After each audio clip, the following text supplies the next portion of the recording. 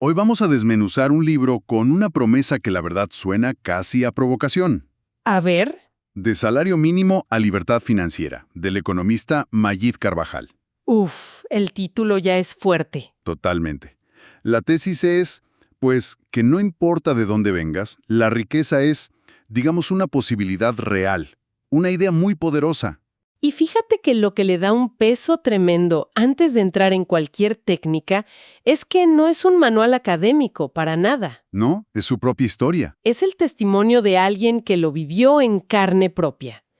Carvajal narra su historia en Cúcuta, en Colombia, de una infancia con carencias a un éxito, un éxito rotundo como empresario, para luego... Perderlo todo, absolutamente todo. Exacto. Y esa caída es curiosamente el cimiento de todo el libro. No habla desde la cima, habla desde el valle que tuvo que volver a escalar. Exacto. Y esa es la clave. Así que nuestra misión hoy no es solo resumir, sino, pues, poner a prueba sus ideas. Vamos a explorar 3 fases que propone. Ok. Primero, la reprogramación de la mente, el software interno. Después, el plan de acción, o sea, la maquinaria para construir la riqueza. Y, finalmente, la visión a largo plazo, el combustible. Suena bien. La idea es extraer las herramientas que de verdad funcionen para quien busca tomar el control de su futuro financiero. Bueno, pues vamos a entrarle al tema principal. Me llama mucho la atención que el autor no arranca con números, ni con presupuestos. Ni con hojas de cálculo, para nada.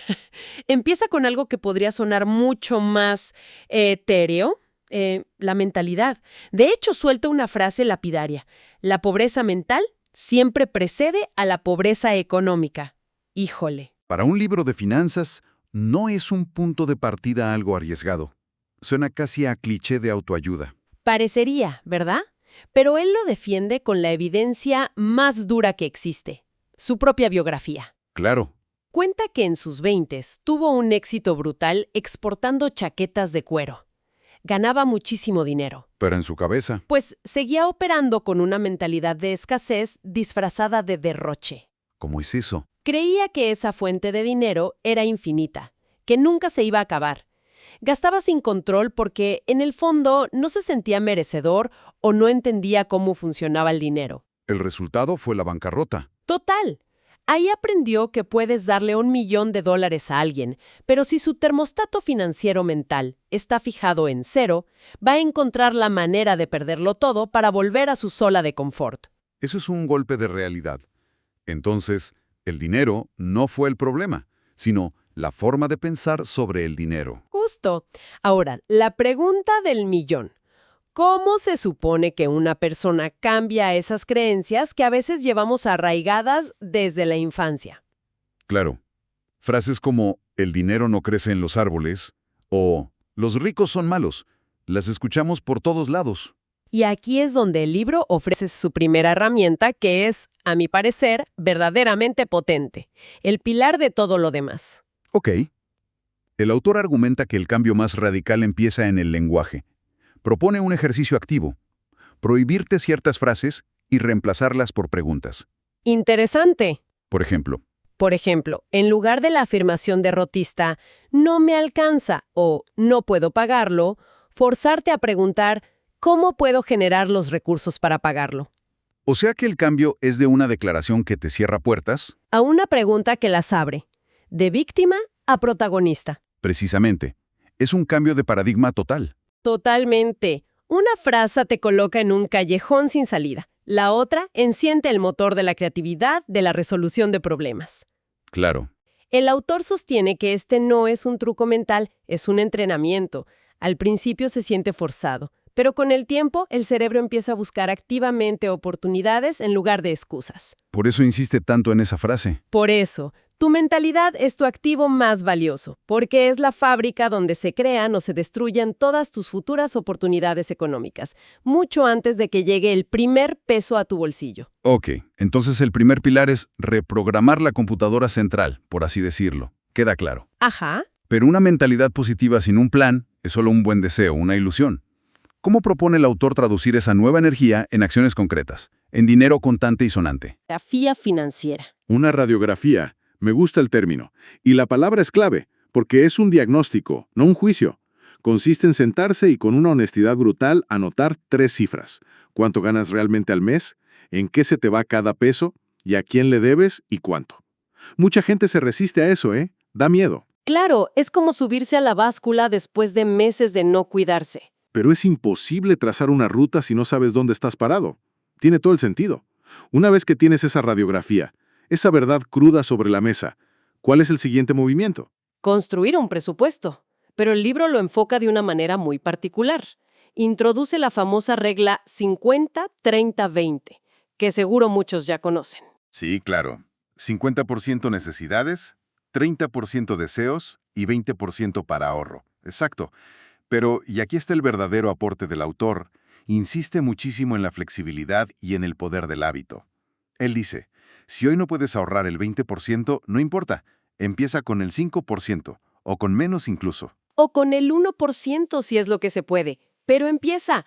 La cantidad inicial es irrelevante. Lo que estás haciendo es construir el músculo del ahorro. Me gusta ese enfoque, porque quita la parálisis del, como no puedo hacerlo perfecto, mejor no lo hago. Justo. Ahora, dentro de ese plan, hay 2 herramientas que menciona como no negociables: el fondo de emergencia y una estrategia para las deudas.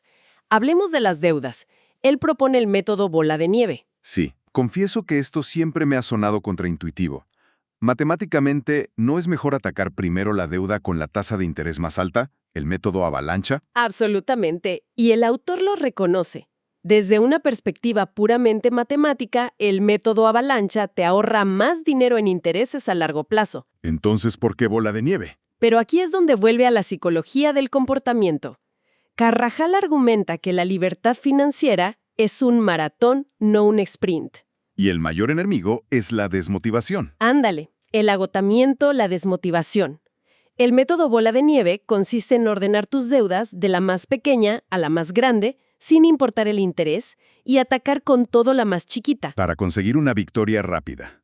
Para el ánimo. Exacto. Cuando liquidas esa primera deuda, por pequeña que sea, obtienes una inyección de dopamina, un sí se puede. Esa victoria psicológica genera un impulso, un momentum, que te da la energía para seguir con la siguiente. Claro. Ese impulso emocional es mucho más valioso y sostenible a largo plazo que los pocos pesos que te podrías ahorrar en intereses con el otro método. Está sacrificando la perfección matemática por la efectividad humana. Justo, está jugando a favor de nuestras emociones, no en contra. Qué interesante. Es una estrategia de comportamiento, no de finanzas puras. Y para que no suene a teoría, sé que el libro lo aterriza con un caso práctico muy específico, ¿no es así? Sí, y esto es crucial para la credibilidad del título. En el capítulo 21 detalla un presupuesto completo basado en el salario mínimo proyectado para Colombia en 2025, que es de 1.623.500 pesos. Ok. Y desglosa cómo una persona con ese ingreso puede aplicar la regla 50-30-20 modificada, asignando montos específicos para arriendo, servicios, mercado, transporte, pago de deudas, ahorro e incluso una pequeña partida para educación. O sea que lo demuestra con números reales. Demuestra que aunque sea apretado y requiera una disciplina de hierro, los principios son aplicables en cualquier escala. No es un plan solo para quienes ya tienen un ingreso cómodo. Perfecto. Entonces ya ajustamos la mentalidad y construimos la máquina del día a día con un presupuesto, fondo de emergencia y un plan de deudos. Ajá. Pero el libro se llama A Libertad Financiera, no a Estabilidad Financiera.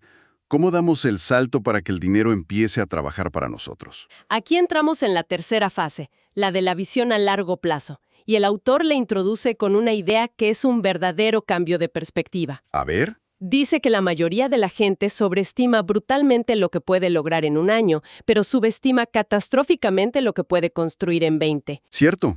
Estamos programados para la gratificación instantánea. Totalmente. Y eso nos ciega al poder más grande que tenemos a nuestro favor.